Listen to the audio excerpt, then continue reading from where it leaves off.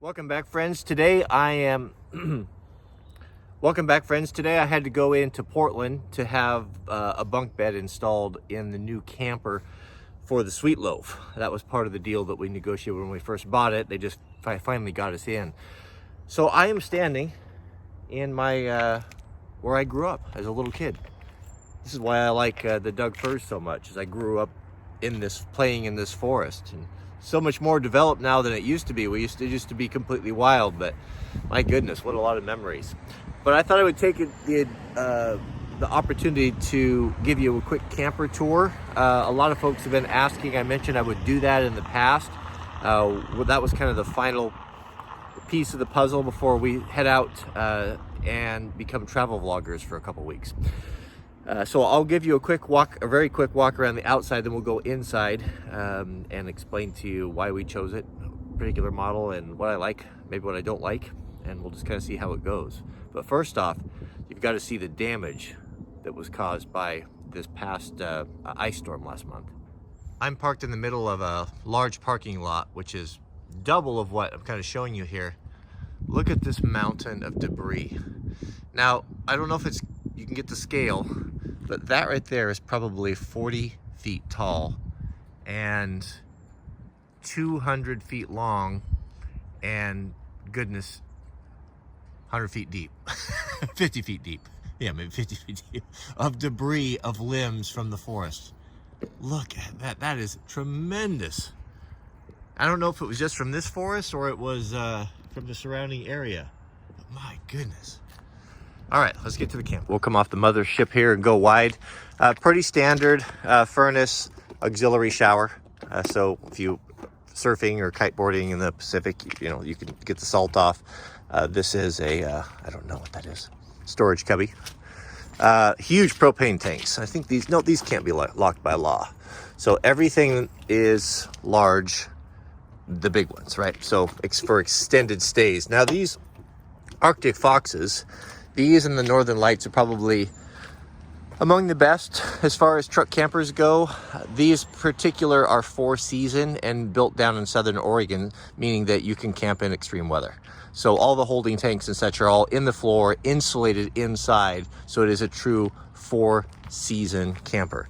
The jacks, just like normal jacks, are controlled with a wireless remote, or you can control it with by hand with a ratchet.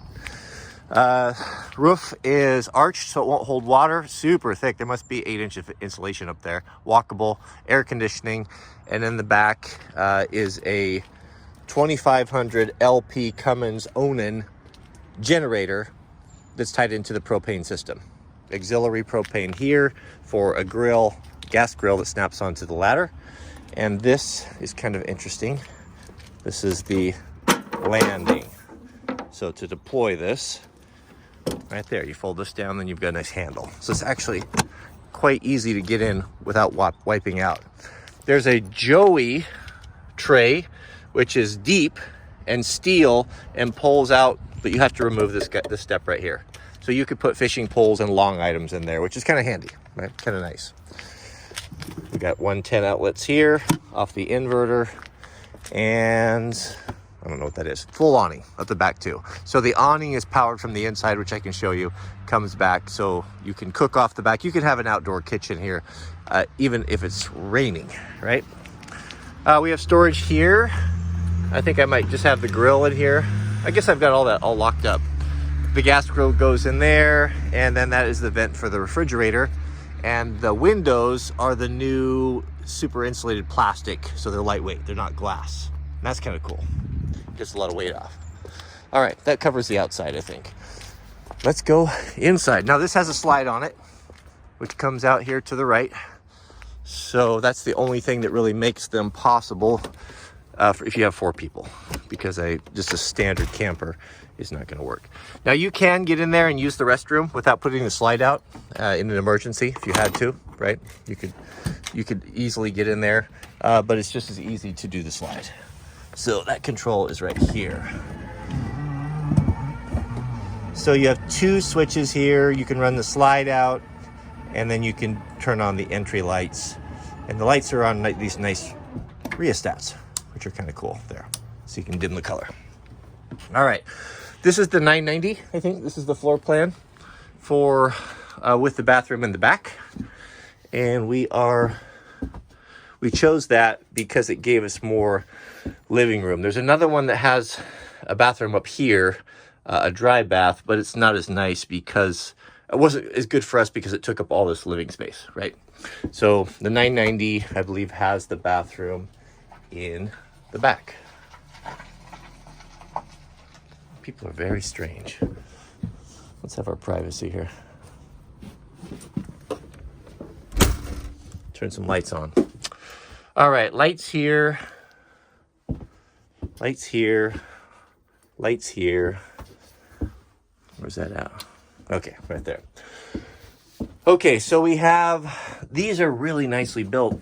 Some of those campers are pretty chintzy, but these have all solid wood drawers. The floor and the structure is all aluminum and plywood. There's no OSB. There's nothing hidden. It's built like a house. You know, they're very nice. So drawers there, deep drawers down there for the bathroom. Full wet bath, which means that you can get everything wet. It's just, you know, it's completely coated porcelain toilet. It's kind of nice. And for tall guys, you can stand up in there up to 6'6", I think. 6'6", 6'8", which is really nice. And so there's probably a shower head over there. And that's it. This is pretty clever. A sliding door, so you don't have something that's swinging open. It's difficult to get to. Plus, you couldn't access it if the slide was in. Dinettes right here. Now this turns into a table and a bed. So you have most likely Jack sleeping there. And then the reason why I came in was to have the bunk installed, which is this right here. So you pull these two latches. This is a bifold design. It folds down about right here. And then there's a full width bed up there, like a twin for Sweet Loaf. Furnace, air conditioner, of course. Lots of drawers, storage. There's even long storage in there for fishing poles, which is kind of handy, kind of nice. Big refrigerator and freezer. Dual fuel, so this will run off of, it can run off the inverter, it can run off the generator, it can run off the propane. That's the freezer, and a really big refrigerator. And cubbies. Thing I've learned from all the vans that we've done is you just can't have enough places to stuff little things. Suntan lotion, magazines, you name it. Kind of cool that they put a window there that you can see into the cab. You can actually see, if you open the blind on the bottom of the door, you can actually see all the way through. So if you have a trailer or bikes on the back, at least it's not a great view, but you can kind of see what's going on, which is nice. Kitchen. All right, so this is Mrs. W's domain here. A full pull-out spice rack. Need to get some more lights on here. Where are the lights? Entry light. I guess I didn't turn it on. There we go. Spice rack pulled out. Again, everything really well made. Nice heavy clasps and latches. I like that. And then the shelves down here. We had to choose between just a cooktop or a cooktop with an oven in it. And we chose not to get the oven because the drawers were more important to us. Most people don't use the ovens in their campers that I've known. I've never known anyone. I mean, maybe once a year for a birthday or something. But they end up using it for storage. So having the two big drawers made more sense for us. So glass top here, Pyrex, I think. And then this folds up like this. And then you have a 3 gas burner. And this one's hotter and bigger, more powerful than these two. And then there's knife storage in the back for your kitchen knives. Here is the galley sink, and it's really big, which is nice. This is a cutting board. So I've never seen such a big sink. It's pink in there because I've got it antifreeze. I've got it winterized. Kitchen lights, overhead cabinets, pretty standard affair. Nothing new here. I upgraded the solar, so I think I have 400 watts of solar on the roof with AMG glass batteries. I put bigger batteries, 6-volt system wired in series for 24. Or is it parallel? I never know. That's just radio stuff. Your thermostat controls your air conditioning and your heater, and then your vital functions, your cab overlighting, which is the master bedroom up there, your porch, water pumps, water heater. That's how you start your generator right there. Also, this kitchen counter extends clear over to here, and that piece is parked right in here. So you take that out once you're established, if you're going to be hanging out at a place for a while, and you snap that into those clips, and Mrs. W gives her a whole bunch of counter space over there, which is nice. It doesn't impede the refrigerator. Up here, of course, would be the master bedroom with lots of power ports, plugs, USB, cup holders, really deep laundries, which are kind of nice. You can see in there, it's a little dark. Wardrobe. I guess maybe the wardrobe's over here. But very nice, very well insulated. These things are incredibly insulated. They really do well. They're easy to heat in pretty much any environment. Skylight there with the blackout cover, and just lots of storage. There's mirrors there and lots of different storage and cool stuff. Microwave, which I might just take out, put something more functional in there. We don't use the microwave. And that's basically it. Yeah, the dinette, of course, pushes down. Nothing new here. Vinyl roll floor, so it's super tough. Nice big drawers everywhere. It's gonna be very nice. It'll be fun to outfit and get everything all set up.